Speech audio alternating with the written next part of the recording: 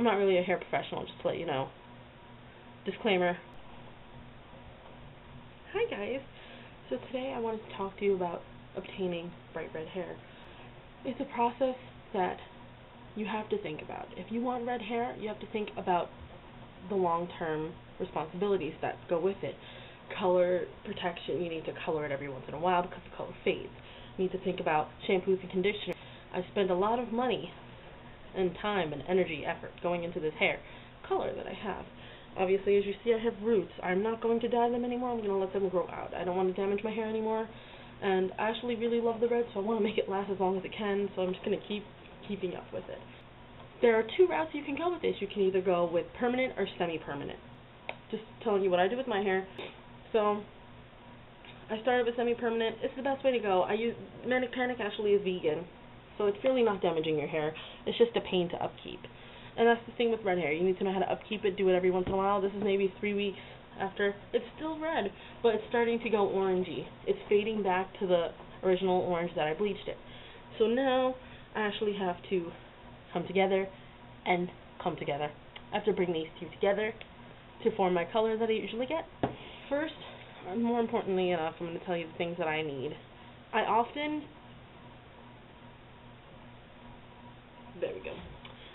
use gloves that are black. I like black gloves.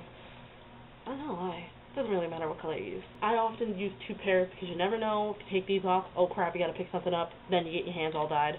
It's retarded. There's my Jersey accent. Retarded. Anyway, I use a mixing bowl. I use some clippy clips. Some clippies to section my hair off. I'm gonna hold them like that. And this one. Also, my brush, which has red hair in it. Should have claimed that. Then I use one of these brushes. This is for reaching kind of in the back when I'm doing it, but since I'm just retouching, usually I just throw it on there on my gloves and I just go all out. Whatever. Then I have this important to just section your hair off, you know, just keep it up in there. You don't want it flying around. And the dye, of course.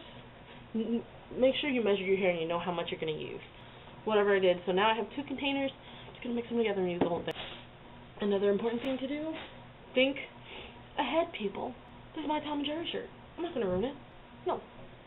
Can't get that crap out. So what you use is one of these.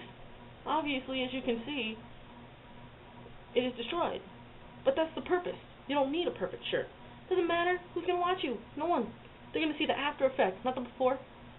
Beauty is sometimes ugly before it's beauty. I don't know.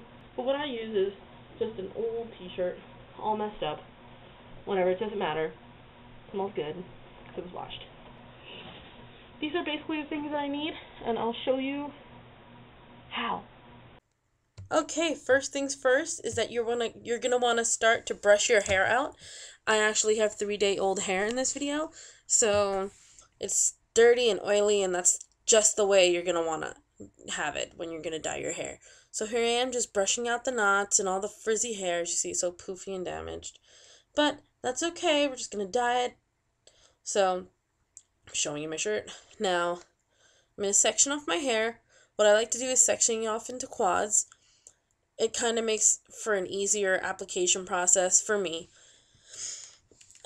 You can do it too if you'd like.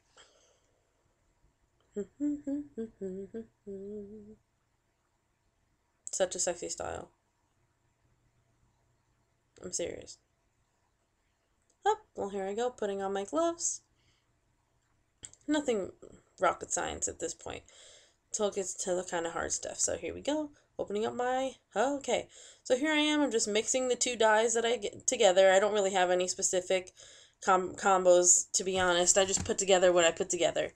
It's best for trial and error. Whatever color you'd like, you just do. Oh, there I am. Oh, I forgot to mention I'm adding a little bit of conditioner because my hair is extremely damaged, and I just wanted, because this was going to be on for a few hours, for it to condition my hair while dyeing it.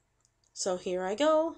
I'm using the applicator brush to reach behind where I kind of can't do it with the gloves. It'll kind of be clumsy and messy. So there I go, and I'm pulling it throughout the rest of my hair. Same goes for this side. As you see, I'm squeezing and pulling. It helps to make sure that the dye touches each and every strand of hair. It's kind of efficient for me. It's quick and it's easy to do. That's the process I've been doing. But if you're doing this with permanent hair, I kind of wouldn't advise that. I would advise people to be much more careful, because this is just semi-permanent. No stinging. Okay, so as you see me, just adding the dye, same process throughout. Nothing really crazy difficult that I'm doing. Rolling it up in the hair. Oh God. Okay, so here I am. It's all up. Just making sure I get a few extra hairs that I missed, and there we go. Thumbs up.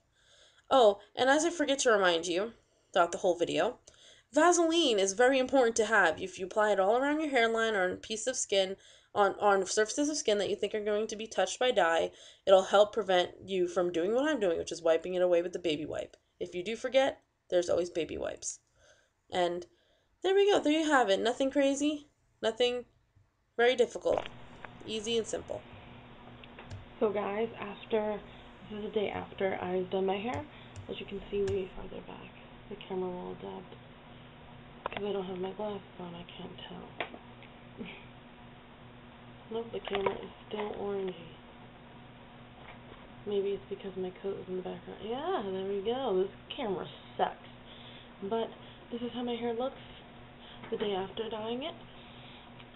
What I had done was that I left it in from 8 p.m. to about 12:30 midnight. And that is when I washed it out.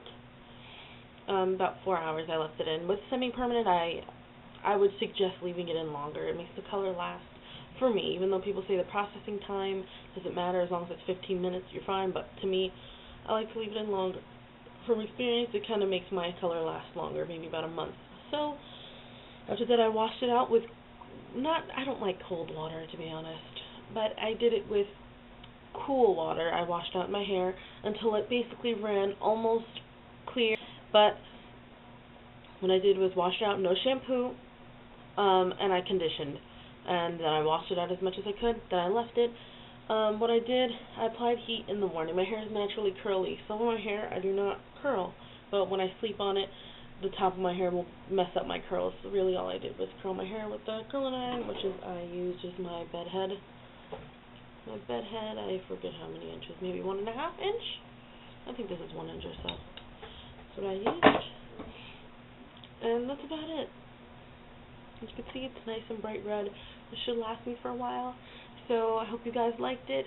It might not be what you're looking for, but it's what I do to get my color. And thank you very much for watching.